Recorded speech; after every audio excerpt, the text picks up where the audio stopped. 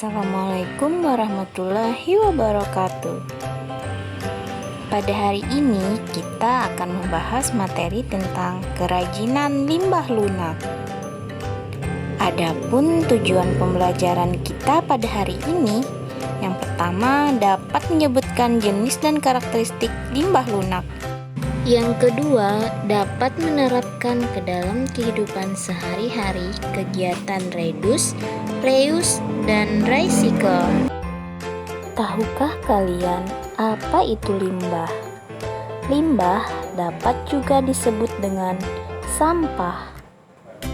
Jadi, limbah atau sampah adalah suatu bahan yang terbuang dari hasil aktivitas manusia dalam sehari-hari.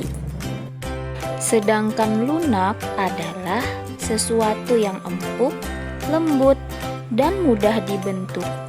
Jadi, limbah lunak adalah limbah yang terdiri atas kandungan bahan yang lentur dan mudah dibentuk. Selanjutnya, jenis dan karakteristik limbah lunak.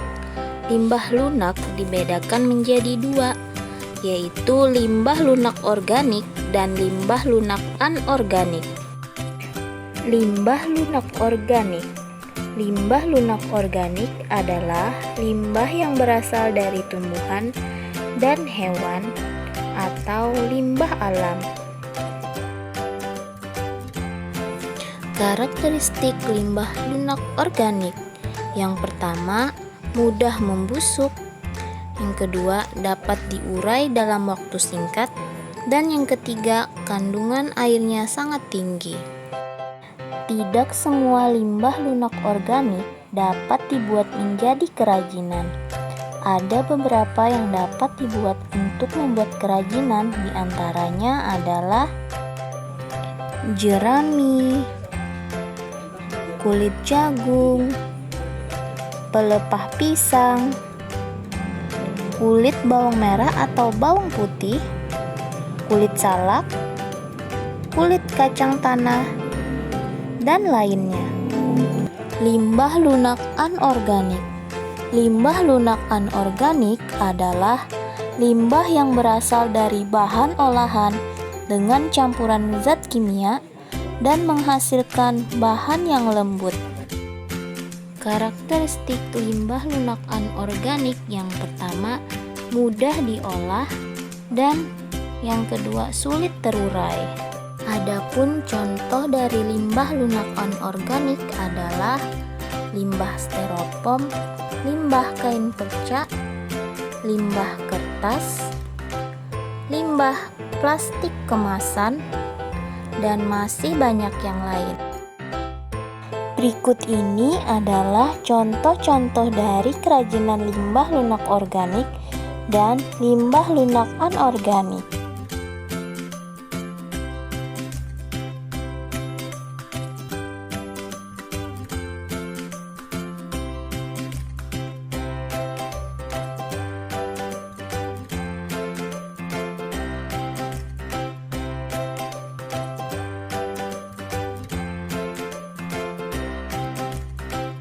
Pengolahan limbah.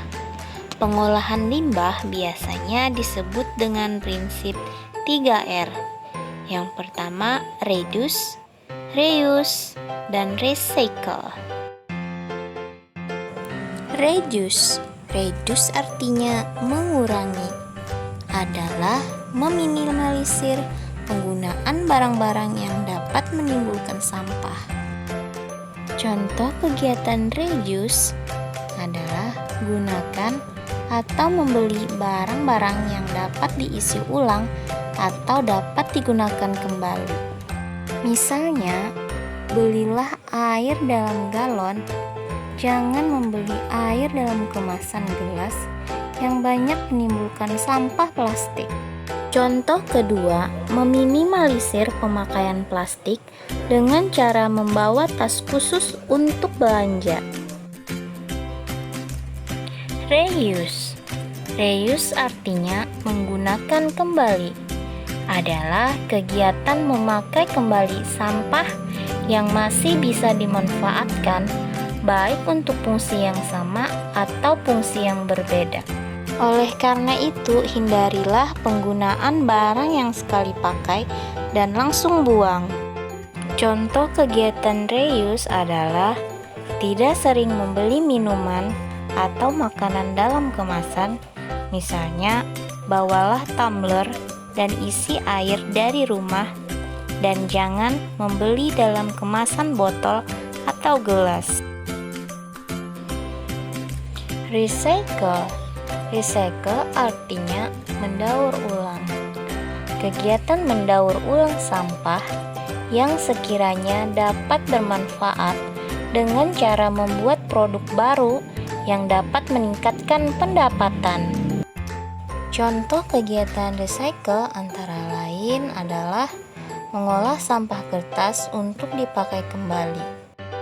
Selanjutnya, membuat barang yang bisa dipakai dari sampah anorganik seperti botol minuman air mineral dapat dibuat sebagai bot bunga, dan kemasan dari deterjen dapat dibuat menjadi tas, dompet, dan lain-lain.